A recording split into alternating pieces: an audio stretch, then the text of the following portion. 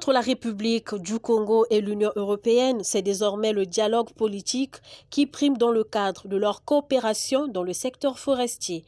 La première édition de ce dialogue a eu lieu ce 21 mars à Brazzaville. Une occasion pour la ministre de l'économie forestière Rosalie Matondo et l'ambassadeur de l'Union européenne au Congo de définir les modalités de gestion et financement concertés des projets qui en découlent. Nous exprimons là une volonté plus large des pays de l'Union européenne à accompagner le Congo dans le cadre des projets de gestion durable des écosystèmes forestiers.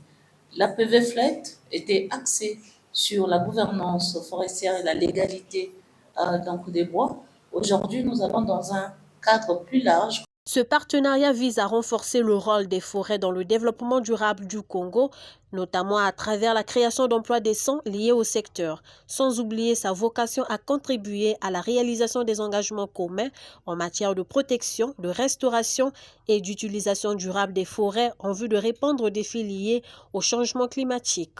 Vous le savez également que le Congo a pris une résolution d'interdire l'exportation de grumes dans notre pays. C'est pour favoriser la transformation plus poussée du bois sur le territoire national. Nous avons prévu une taxe sur les déchets pour réduire les déchets dans les concessions forestières parce que le constat était fait que les morceaux de bois entiers étaient brûlés.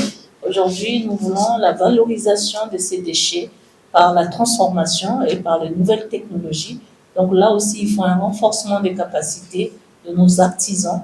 Partenaire de longue date du pays, l'Union européenne se satisfait surtout de la moisson déjà abondante, ce qui lui donne la force d'intensifier ses actions en faveur de la protection des forêts en République du Congo, et cela passera par de multiples projets innovants.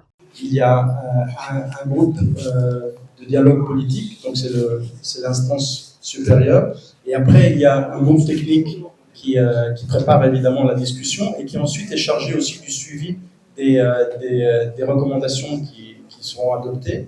Et enfin, il y a un groupe de consultation aussi avec toutes les parties prenantes. Encore à sa première édition, le dialogue politique actant une nouvelle forme de collaboration entre le Congo et l'Union européenne se veut plus déterminé quant à la gestion de plusieurs projets longtemps en vigueur. La nécessité de révisiter la transformation du bois fait partie des pistes à évaluer.